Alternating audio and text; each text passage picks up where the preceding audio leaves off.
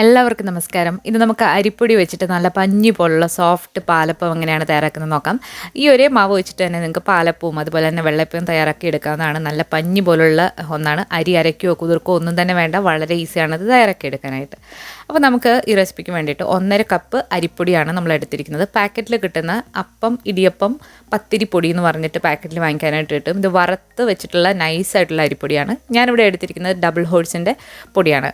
1.5 cup ചേർത്ത് കൊടുക്കുന്നുണ്ട് മിക്സിയുടെ ജാറിലേക്ക്. ഇനി ഇതിലേക്ക് ഒരു 1/2 കപ്പ് തേങ്ങ ചിരകിയത്, ഡെസിക്കേറ്റഡ് കോക്കനട്ടോ ഫ്രഷ് ആയിട്ടുള്ളതോ എടുക്കാം. ഇനി നമ്മളിതിലേക്ക് ചേർത്ത് കൊടുക്കുന്ന ഒരു സ്പെഷ്യൽ ഇൻഗ്രീഡിയൻ്റ് ആണ് പൊരി. പൊരി എന്ന് പറയുമ്പോൾ നമ്മൾ ഉത്സവപ്പറമ്പുകളിലൊക്കെ വാങ്ങിക്കാൻ കിട്ടുന്ന ഒന്നാണ്. എല്ലാ കടകളിലും ഇത് വാങ്ങിക്കാനായിട്ട് കിട്ടും. പഫ്ഡ് റൈസ് എന്നാണ് പറയുന്നത്. ഇത് ചേർത്ത് അപ്പം ഉണ്ടാക്കുമ്പോൾ ഒരു പ്രത്യേക ടേസ്റ്റും അതുപോലെ തന്നെ അപ്പത്തിനൊരു സ്പെഷ്യൽ സോഫ്റ്റ്നെസ്സും ആണ്. അപ്പോൾ പൊരി ഉണ്ടെങ്കിൽ തീർച്ചയായിട്ടും അത് തന്നെ ചേർക്കുക. 1 കപ്പാണ് നമ്മൾ എടുത്തിരിക്കുന്നത്. ഇതിലേക്ക് ആവശ്യത്തിനുള്ള വെള്ളം കൂടെ ഒഴിച്ചിട്ട് നമുക്കിത് നന്നായിട്ടൊന്ന് അരച്ചെടുക്കാം. വെള്ളം നമ്മളിവിടെ 2 കപ്പാണ് ഇത് അരയ്ക്കാനായിട്ട് എടുത്തിട്ടുള്ളത്. പൊരിക്ക് പകരം നിങ്ങൾക്ക് കുക്ക് ചെയ്ത ചോറോ അല്ലാന്നുണ്ടെങ്കിൽ കുതിർത്ത് വെച്ചിരിക്കുന്ന അവലോ എടുക്കാം. അങ്ങനെയാണെങ്കിൽ 1/2 കപ്പ് എടുത്താൽ മതിയാകും. ഇനി നമ്മളിതിലേക്ക് 1 ടേബിൾ സ്പൂൺ പഞ്ചസാര ചേർത്ത് കൊടുക്കുന്നുണ്ട്. നമ്മൾ ഈസ്റ്റ് ഇട്ടാണ് ഈ അപ്പം തയ്യാറാക്കുന്നത്, അതുകൊണ്ടാണ് പഞ്ചസാര. ഇനി നിങ്ങൾ ഈസ്റ്റ് അല്ല ബേക്കിംഗ് സോഡയാണെന്നുണ്ടെങ്കിൽ പഞ്ചസാര ചേർക്കണം എന്നില്ല. ഇനി നമുക്കിതിലേക്ക് ഈസ്റ്റ് ചേർക്കാം. 1/4 ടീസ്പൂൺ ഇൻസ്റ്റൻ്റ് ആയിട്ടുള്ള ഈസ്റ്റാണ് നമ്മൾ എടുക്കുന്നത്.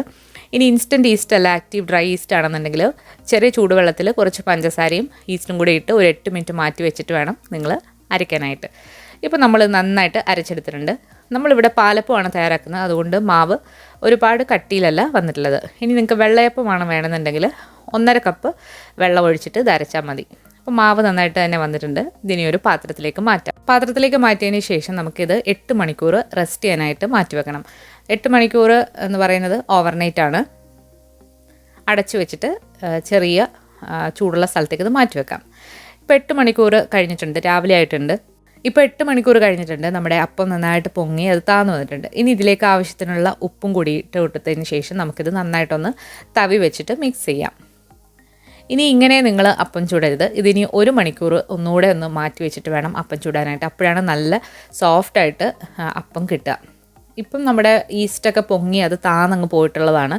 ഇങ്ങനെ ചുട്ടാൽ അത്ര നന്നാവില്ല അപ്പം. ഇനി ഇത് 1 മണിക്കൂർ ഒന്നുകൂടെ ഒന്ന് മാറ്റി വെച്ചതിന് ശേഷം നമുക്ക് വീണ്ടും നോക്കാം. ഇപ്പോൾ 1 മണിക്കൂർ കഴിഞ്ഞിട്ടുണ്ട്. വീണ്ടും നമ്മുടെ അപ്പത്തിൻ്റെ മാവ് നന്നായിട്ട് പൊങ്ങി വന്നിട്ടുണ്ട്. ഒന്നുകൂടെ നല്ല ഫ്ലഫി ആയിട്ട് വന്നിട്ടുണ്ട്. ഇനി ഇത് ഒന്ന് മിക്സ് ചെയ്തതിന് ശേഷം നമുക്ക് അപ്പമാക്കി എടുക്കാം. ഇനി ഒരുപാട് ഇട്ട് ഇളക്കി അതിൻ്റെ ഫ്ലഫിനെസ് കളയരുത്. ജസ്റ്റ് ഒന്ന് മിക്സ് ചെയ്ത് കൊടുത്താൽ മതി. നമ്മൾ ഉപ്പൊക്കെ ഓൾറെഡി ഇട്ട് മിക്സ് ചെയ്തതാണ്, അതുകൊണ്ട് ഇനി കൂടുതൽ മിക്സ് ചെയ്യേണ്ട ആവശ്യമില്ല. ഇനി നമുക്കിത് അപ്പച്ചട്ടിയിൽ ഒഴിച്ചിട്ട് നമുക്ക് അപ്പമാക്കി എടുക്കാം. നമ്മളിവിടെ പാലപ്പമാണ് തയ്യാറാക്കുന്നത്.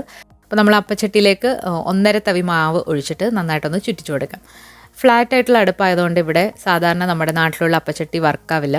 അപ്പോൾ ഞാനിത് ആമസോൺ എന്ന് വാങ്ങിച്ചിട്ടുള്ള ഒരു അപ്പച്ചട്ടിയാണ്. നോൺ സ്റ്റിക്കാണ്. ഇതിൻ്റെ ബേസ് വളരെ ചെറുതാണ്, അതുകൊണ്ട് നമുക്ക് ചെറിയ അടുപ്പിൽ വെച്ചാൽ നല്ല പെർഫെക്റ്റായിട്ട് തന്നെ നമുക്കിത് അപ്പം തയ്യാറാക്കി എടുക്കാൻ പറ്റും. അപ്പോൾ തീ കുറച്ച് കൂട്ടിയിട്ടിട്ടാണ് ഞാനെപ്പോഴും ഈ അപ്പം തയ്യാറാക്കുന്നത്. അപ്പോൾ നല്ല പെർഫെക്റ്റായിട്ട് ക്രിസ്പി ആയിട്ട് സൈഡൊക്കെ കിട്ടും. അപ്പോൾ നന്നായിട്ട് തന്നെ വന്നിട്ടുണ്ട്. ഇത് അരിപ്പൊടി വെച്ചിട്ടുള്ള അപ്പമാണെന്ന് പറയില്ല, നമുക്ക് വളരെ ഈസി ആയിട്ട് തയ്യാറാക്കാൻ പറ്റുന്ന ഒരു അപ്പമാണ്. ഇതിൽ നമ്മൾ കപ്പിയൊന്നും കാച്ചി ഒഴിക്കേണ്ട. സാധാരണ നമ്മൾ അരിപ്പൊടിയൊക്കെ വെച്ചിട്ട് അപ്പം തയ്യാറാക്കുമ്പോൾ കപ്പി കാച്ചിയൊക്കെ ഒഴിക്കണം, ആകെ ബുദ്ധിമുട്ടാണ്. പക്ഷേ ഇത് വളരെ ഈസിയാണ് നമ്മളിങ്ങനെ തയ്യാറാക്കി നോക്കുകയാണെന്നുണ്ടെങ്കിൽ. അതുപോലെ തന്നെ പൊരി നമ്മൾ ചേർക്കുന്നത് കൊണ്ട് തന്നെ ഈ അപ്പത്തിനൊരു പ്രത്യേക ടേസ്റ്റാണ്. ചില പൊരികൾക്ക് ഉപ്പ് കാണും, അപ്പോൾ നിങ്ങൾ ഉപ്പ് നോക്കിയിട്ട് വേണം ചേർക്കാനായിട്ട്. ഞാനിവിടെ എടുത്തിരിക്കുന്ന പൊരി ഉപ്പില്ലാത്ത പൊരിയാണ്, അത് പ്രത്യേകം ഒന്ന് ശ്രദ്ധിക്കാം. അപ്പോൾ എല്ലാം ഇതുപോലെ അപ്പമാക്കി എടുക്കുക. നല്ല പഞ്ഞി പോലുള്ള സോഫ്റ്റ് പാലപ്പം ഇവിടെ റെഡി ആയിട്ടുണ്ട്, അരിപ്പൊടി വെച്ചിട്ടുള്ളത്. ഇതിൻ്റെ കൂടെ ഞാൻ എടുത്തിരിക്കുന്നത് കേരള സ്റ്റൈലിലുള്ള പോർക്ക് കറിയാണ്. പോർക്ക് കറിയുടെ റെസിപ്പി ഞാൻ ഉടനെ തന്നെ അപ്ലോഡ് ചെയ്യുന്നതാണ്. അപ്പോൾ എല്ലാവരും മറക്കാതെ കാണുക. ഈ വീഡിയോ ഇഷ്ടമായിട്ടുണ്ടെങ്കിൽ ലൈക്ക് ചെയ്യാനും ഷെയർ ചെയ്യാനും മറക്കരുത്. പുതിയൊരു റെസിപ്പി വീഡിയോ ആയിട്ട് നമുക്ക് വീണ്ടും കാണാം. താങ്ക്